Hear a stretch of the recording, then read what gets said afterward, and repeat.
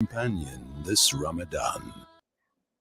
Assalamu alaikum wa rahmatullahi wa barakatuh, and welcome back to the program. Of course, it's the Iftar Drive right here on Salam Media, and this is now our time to discuss Ramadan around the world. Now, Muslims celebrating Ramadan around the world basically are united in the common goal of making the best of their time. Now, our daily Ramadan around the world segment seeks to show just how similar we all are and also where we differ. Now, my guest today, I'm really looking forward to this. It's quite a treat, and my guest today is Professor Emin Poljarević. He's assistant professor of religion at Uppsala University, based in Sweden, and he joins me right now on StreamYard. Professor Emin, assalamu alaikum wa rahmatullah. Wa alaikum assalam wa rahmatullah. Glad to be with you. I'm very excited that we are talking to you this afternoon, and thank you so much for making time for us. Much appreciated. No problems. Anytime. Okay. Now, obviously, Ramadan Kareem to you, your family, and to the Ummah in that part of the world. Just to start, I'm really more curious than anything.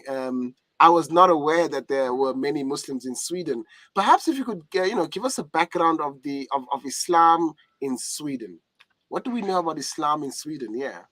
Well, look, Islam in Sweden has not a very old history, but we can say it goes back perhaps 100 years, where you had small groups of Muslims moving back and forth, but also spending some time in Sweden. But after the Second World War, and when the Sweden started to, let's say, industrialize itself and needed a lot of workforce from Southern Europe, from the Balkans, from Turkey, and so on and so forth, then you'll see smaller groups of well, they were not labeled themselves Muslims primarily, but these ethnic minorities who happen to be Muslims started to make permanent kind of residence in Sweden from about 70s onward. Okay, and predominantly, from which country do they come from? Those Well, that have settled. initially they came from the Balkans, so former Yugoslavia, from Bosnia, Muslims from that region, but also from Turkey primarily, right? Okay, And then, okay, yeah, initially, but then that got a lot more diversified later on. okay. And when you talk about the diversification, are you having a lot more Swedes become Muslim, or other people from different parts of the world that have also moved to Sweden? Well, yeah, you have a small group of converts who is steadily growing, and it's kind of unstable. But you definitely have a let's say domestic presence of Muslims here as well. Mm-hmm. Sweden does not have any statistics, so they don't follow up any statistics on religious belonging or on ethnic Okay, belonging. So that's okay. why you cannot be really certain about the numbers. But Mm, approximately today you will have around 700,000 to 800,000 Muslims in Sweden, which makes about 7 to 8%. Now, wow. you cannot say that with certainty because you don't know how many people are practicing or whatnot, but you can Right. have a kind of estimation where people are Mm. from and what kind of background they have. Well, 7 to 8% sounds like quite a significant amount. I mean, in South Africa, we don't know well, in South Africa we're looking at also a similar amount, similar percentages, 7 to 8, 9 to 10%. But if you add the immigrants, maybe it's a little bit more. But the difference that we have here in South Africa is that Muslims are prominent. Our masajid, you see them. You hear the adhan when it's time for adhan. Our Muslim women are wearing the hijab. We see them out. So are Muslims in Sweden prominent in that respect, where you can really see them? But not really, not to that Hmm. extent. Of course, Muslims in South Africa have much longer history, both Right. domestically and through migration. But here, the presence has been not as long and prominent due to the fact that after the 1990s, most of the immigration to Sweden came through the asylum seekers, right? Mm, And the people who come as asylum seekers are oftentimes not people who migrate because of work. So right. that puts them in a kind of disadvantage vis-a-vis the majority society. That's on one hand. On the other hand, Sweden, as a kind of a homogeneous society for historically for a long time, had Hmm. also a very hard time adjusting to religious diversity. even though legislation is such that you discourage or the discrimination is illegal and the Hmm. religious freedoms are kind of promoted and protected, but politically, you can do a lot of stuff with the legal framework and how you interpret it, right? Hmm. So Muslims here are, let's call it, not as prominent due to the fact of being recent to the country, but also due Right. to the fact that the establishment, the political establishment, does not allow a lot of leeway for them to Hmm. kind of flourish, so to say, as a group. I see. I see. Now, Professor, I mean, social media is a blessing and a curse, and a lot of the time, our perception is as a result of what we see on social media, and sometimes social media can open our eyes to things that we've never seen before. Now, I saw a clip of an immigrant in a Swedish class learning English or something, and the Swedish teacher was forcing the Muslim woman to say a word that she was not comfortable with saying because of the fact that Muslims are very we have haya, we are very modest. We don't use words that are seen to be obscene. Are you aware of that clip, or was it something that somehow people just put out there? Are you aware of that incident? No, there was a news incident, let's Hmm. call it that way. So it was a nationwide broadcast on the fact that this teacher abused essentially the student. So Right. the last thing I heard about the incident was that she got fired from her work because of the abuse against not only one student, but she essentially assaulted the whole classroom full of migrant students. Yeah, deservedly so, because those were adult people. First of all, I was astonished that she could talk to people like that. Secondly, we all know that the Swedes are the most welcoming people, so I was shocked because it didn't fit with my impression that I had of Sweden, of a country that was more open to others, and a lot more, like you say, welcoming of people from other cultures, other religions. No, absolutely. Traditionally, Sweden has been very much on a forefront for human rights and Mm, accepting people coming to Sweden as migrants or seeking help and whatnot, right? But right. that has been changing slowly but steadily, and especially after that summer of migration in 2015, when you have a huge population of migrants and refugees coming to Europe and essentially to Sweden, uh, the sentiments have kind of swung the other way. So you see Mm, a lot more intolerance growing in Sweden. It's not mm, like in Denmark or in France, but Sweden is getting to those levels of intolerance, so to say. mm. That is just so unfortunate.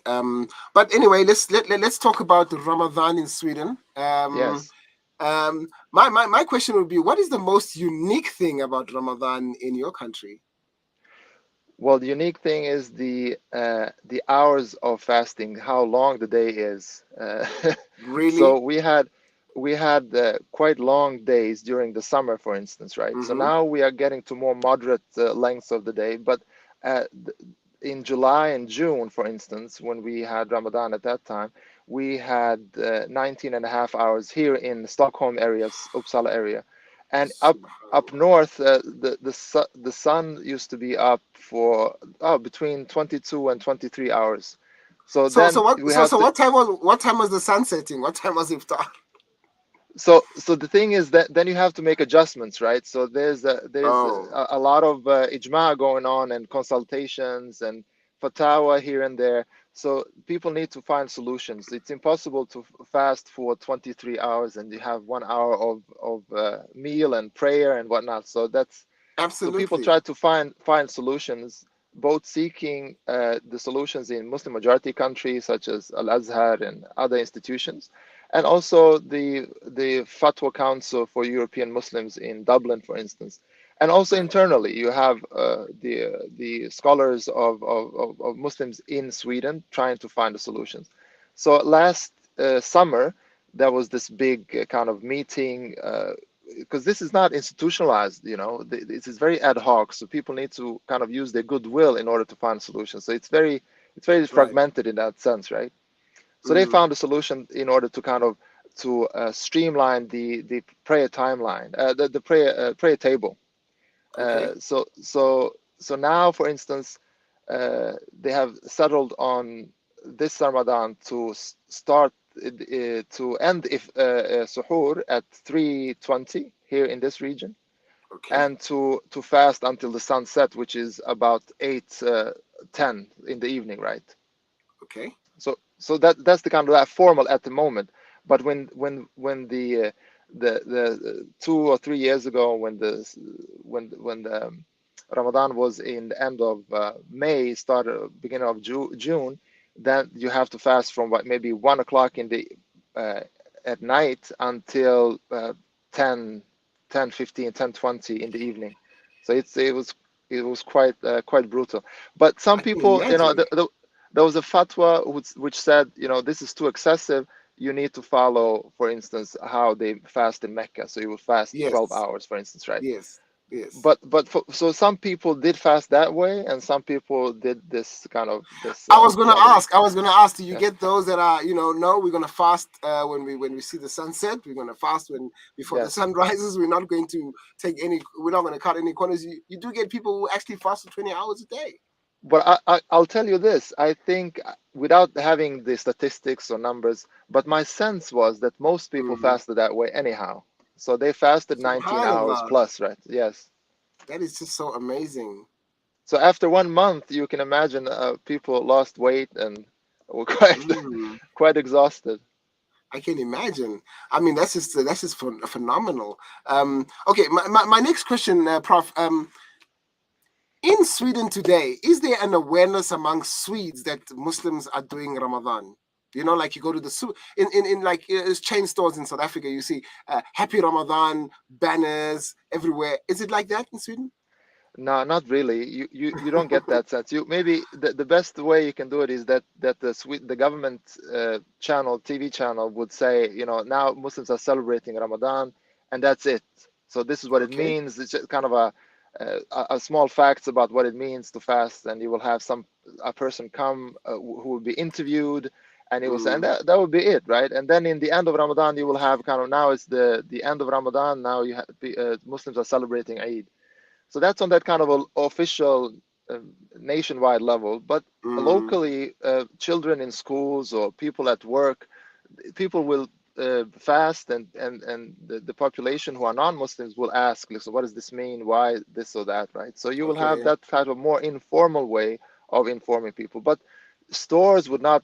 You will maybe find more dates being sold, but some stores and some food stores are trying to kind of cater to that type of Okay. customers, not because because of their goodwill or whatnot. I don't think that, but because of the profit that they can make. Yes. Yes. It's like selling Easter eggs at this time of the year. You don't have to. Absolutely, absolutely.